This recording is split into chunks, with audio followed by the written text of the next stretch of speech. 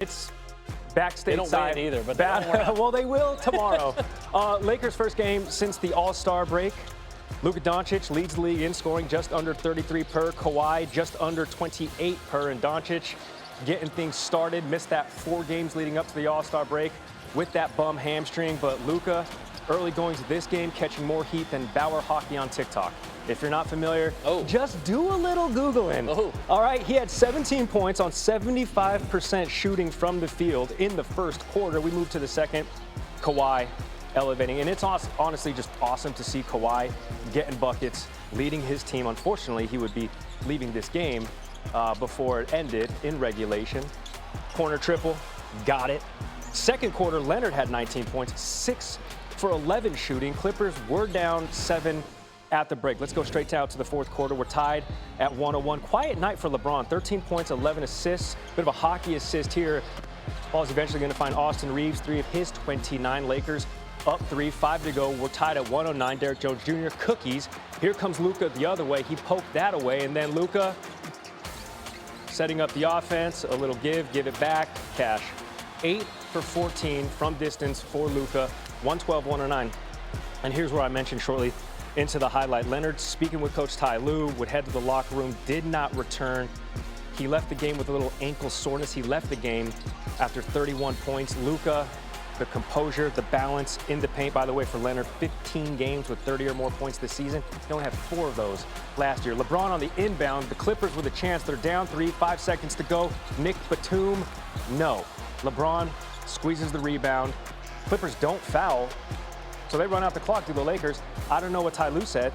I don't want to repeat what he said because, well, you can only say things once on TV. Here's LeBron after the game. Both teams shot really well, but was able to get a couple stops. Obviously, Luka and AR was phenomenal offensively. Every second, every minute that we're on the floor together, it helps. Like I said, it was that All-Star weekend. We don't know what we're going to be until we get fully healthy, and tonight was one of the first games where JJ and the coaching staff could look down and know everybody was available. So, we just got to keep pushing. We got to keep pushing.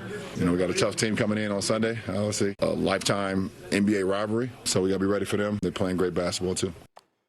Not for nothing, the Lakers are 16-3 this season in clutch time games. LeBron referring to the Celtics, who they'll see tomorrow, who took the first game between the rivals earlier in the season as well, behind 30 points from Jaylen Brown at TD Garden. Since LeBron joined the Lakers, the 7 meetings in the series in Los Angeles, they have been tight, separated by just 2 total points.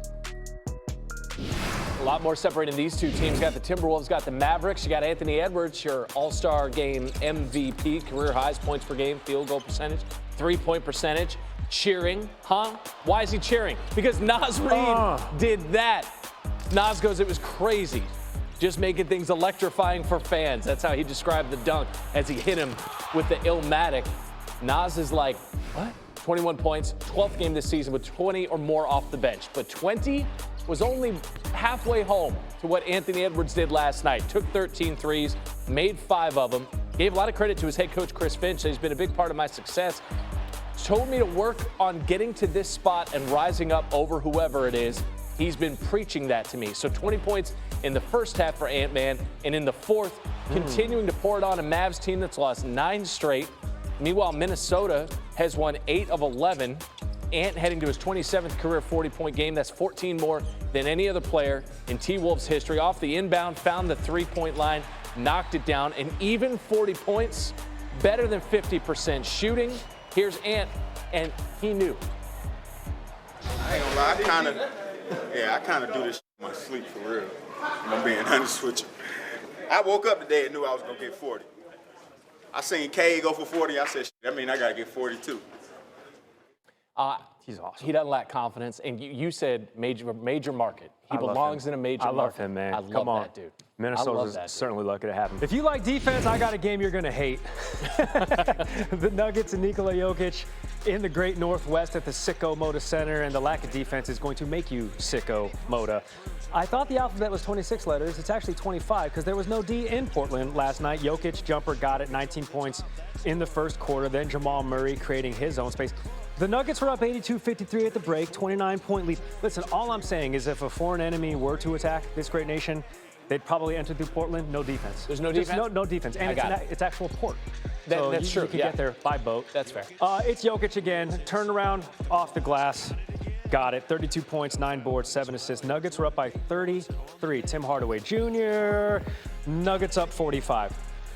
They won 153 to 103. The Denver Nuggets actually have the highest scoring game in the NBA's history.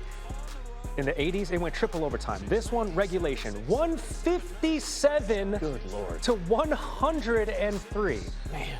All right, the push for the NBA postseason is on for maybe not all the teams, maybe like half of the teams. And the conversation around teams tanking has gotten louder, with Commissioner Adam Silver now poised to make some rule changes to discourage the practice of getting worse in order to get better. ESPN's Shams Charania now saying tweaks to the lottery and draft are on the table. Charles Barkley, what say you? I've always suggested this rule. I don't think any NBA team should be able to raise their ticket prices if they're below 500. I've always said that.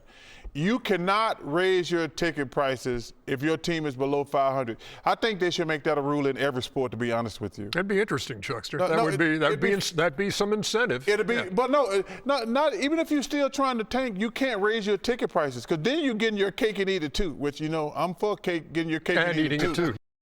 Gary Striewski, Randy Scott back with you. We got the Nets and we got Chet Holmgren and the Thunder, and Chet was on the offensive. How about third quarter? Step back. Come on. Look at Amish Paradise. Just knocking down a three. Rolling with his fan base. His fan base, the homies. Excited. The homies. Rolling with the homies, right? There was another name. I hope not sporadically. That's Jared McCain, step back three. He's averaging 13.3 points per game over the 4 games since the trade from the Sixers. McCain, mid-range, celebrating after with his boys. I got great people around me, man. Got great teammates, great organization, and they gave me the confidence to just go out there and be me. And that's the best part about basketball, is going out there and being yourself. Absolutely right. Congrats on the win. Appreciate you. Wait. Huh?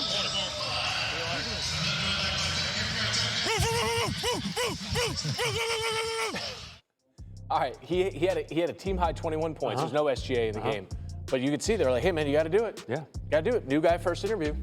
It almost turned into an Allstate commercial. You know, how's barking at your boss. Oh, okay. That's dog. Duke, McCain, though, went to Duke. Hey, first game back for the Lakers after the break. First game back for Luka after missing the last 4 games ahead of the break because of a hamstring concern. After 38 points in 38 minutes and a Lakers win, I don't think the hamstring is a concern anymore. Luka Doncic leading the game in scoring. He leads the league in scoring, and he's also third in assists. And based off of that most recent 38-point game, which was last night, he leads the league in well-rested hamstrings. He got off his feet to sit down with ESPN's Omar Raja to go over some of his best highlights and proves doing dishes has different meaning when you're Luka Doncic. Luka, step back three for the lead. He got it. Doncic throws down a sledgehammer. Spectacular stuff from Luka Doncic. Luka, appreciate you joining the show, man. First clip against Denver, end of the game. What are you thinking here? I was gonna shoot the three, but then I saw like Plumlee goes out to me, and then I just drove it. Now, when Millsap is coming up, are you hesitating at all? Are you like, let me go up? Or are you thinking of maybe dropping a pass? Or are you just at that point committed? Yeah, at that point, I was just committed. With young Luka right there. Are you a better passer or scorer? I would say passer, honestly. What a pass, Washington. Oh! That was beautiful. The pass over Wemby. Oh, that's just, yeah. You like that one? Yeah. I like it. I just, like sometimes I just don't think, I just do stuff. But when you see Wemby down there, you know, it's obviously gonna be hard for a layup. Is there anything you're keeping in mind with Wemby just being so big? Of course, that's what, I mean, I think if it's not Wemby, I will go off for a layup. But since it's Wemby, it's kind of hard. How do you practice this? You don't. I think just feeling, you know. Doncic pulls up, three-pointer. Bang! Bang! Doncic wins the game at the buzzer. This is the one where it was just an iconic play. The moment you get the ball, what is everything you're thinking? I mean, first of all, I see if they're gonna double, but I saw nobody was coming. You know, normally at this point in the game, I get the double team, so I just, you know, wanted to get my go-to move. Yeah. And I knew I was confident in that. Everyone shoots step backs now, but it feels like you're the best in the league at step backs. So what makes the perfect step back? You know, balancing, I think, is very important. The balance got to be good, especially going back.